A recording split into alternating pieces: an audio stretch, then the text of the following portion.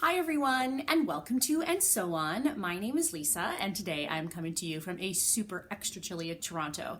And yes, I know that there are other people in Canada where it's probably colder. However, for us, it is minus 22 today, feels like minus 30, which is a record. Minus 22 Celsius. Look it up, it is chilly. So today I am going to share with you my hashtag smiley challenge.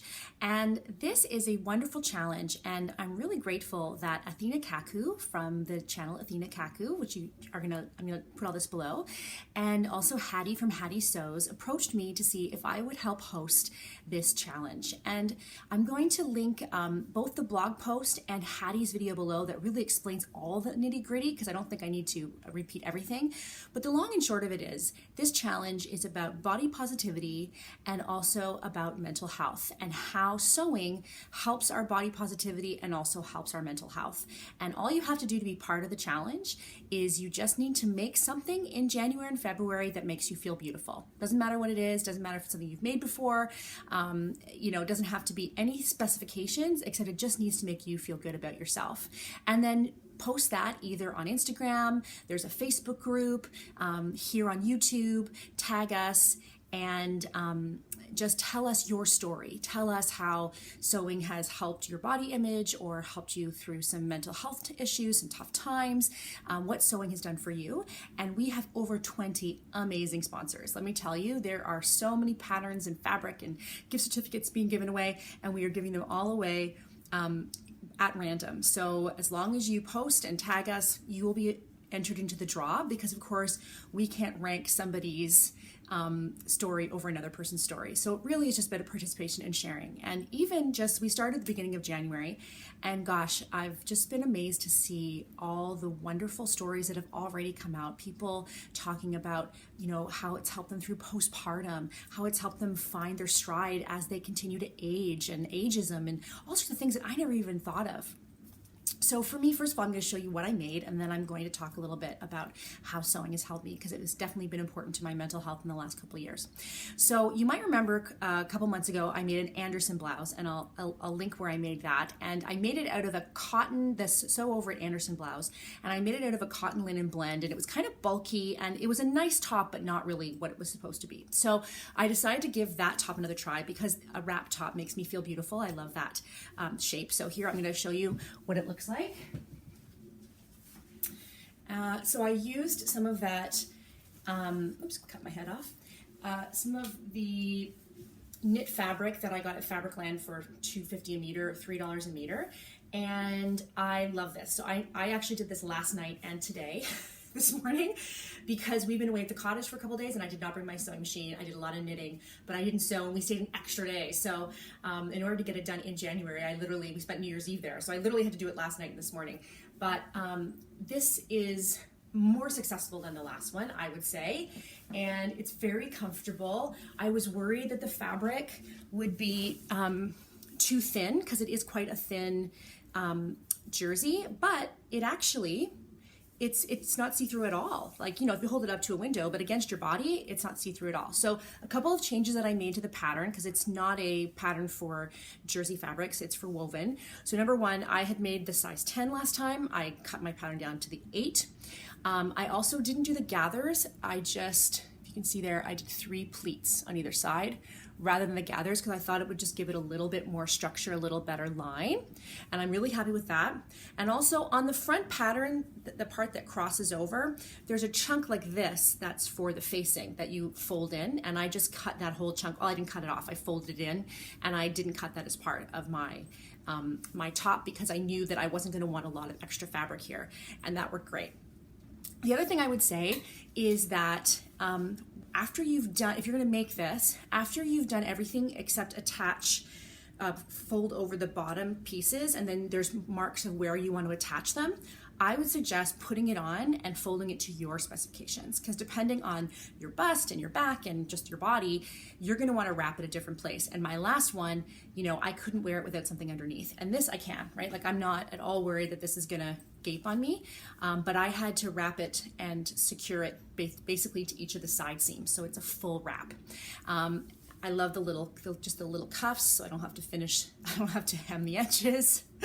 And I didn't hem the edges of this tube because it's folded in. So I'm going to wear this a ton, and I'm really, really pleased with it. Okay, so my story that I want to tell you today is a bit emotional, so I'm going to try to not be emotional. I almost decided not to put on mascara because I was a little bit worried. So 2 years ago next week, my mother was diagnosed with cancer, which began a really quick, intense process, and she passed away 2.5 months later, at the beginning of April. See, I'm not very good at talking about this still. So, during that time when she was sick, it was very intense, very, very difficult. And while she was sick and after she passed away, she was 66 years old.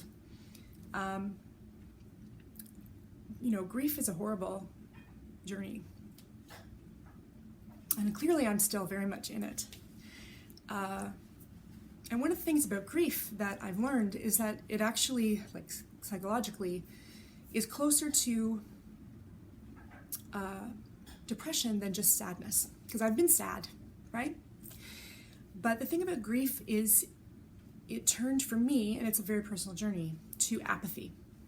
Meaning that I didn't care about anything. I mean, I cared, but nothing brought me joy. The world was just shades of gray. My husband and my kids brought me joy.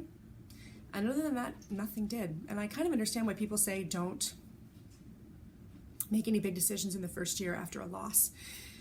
Because I didn't love my house. I didn't love my stuff. I didn't love my business. The world was just shades of gray. And the only thing that brought me a modicum of joy during my mom's illness and after was sewing. And so I just had to take a moment there. So during that time, sewing was one of the only things that actually made me feel a little bit better. And it made me feel better in a way that I was just able to kind of really immerse myself and focus and not think. And that's when I got my sewing machine, my Elna. I saw it in the store and it made me happy. And I have a friend who, the only thing that anyone's ever said to me about grief that actually made sense is they said, if it's not drugs or copious amounts of alcohol and it makes you feel good, do it. Because so little makes you feel good when you're in that state. So I bought my sewing machine, which continues to bring me joy. At that time, I wasn't garment sewing very much, little things here and there. I was more quilting, and I started some improv pieces, again, to just not think, to just play with color and shape. And you guys probably know that my background is theater, musical theater. I'm a very creative person, and so a creative outlet is very healing for me. My mom loved my sewing. She loved when I sent her stuff, and she loved to see it. And when I showed it to her, she would have loved this channel. She always wanted me to be a TV presenter. And this is probably as close as I'm going to get. So she would have absolutely loved this. Anyway, I'm going to show you 3 of the panels that I worked on in my quilting that helped me. And I don't know what I'm going to do with these yet. I don't know if I want to stretch them and frame them and hang them as artwork. I don't know if I want to make them into a quilt. I don't know. But I have them and I've kept them. And so I'll show them to you. Okay, so this is number 1. You can see I was enjoying birds and color and movement. I was working on kind of curving seams and just improv seams. And I don't know which way is up and which way is down, but I loved doing those curvy seams. And it sort of has a Japanese-esque shibori kind of flavor to it. That made me happy. And then this last one, I was really playing with really small scraps, like just improv piecing together teeny little scraps. I love that one in the middle with the navy border, and all these beautiful colors and shapes and selvage edges and everything. And yeah, so I thought I would share those as well.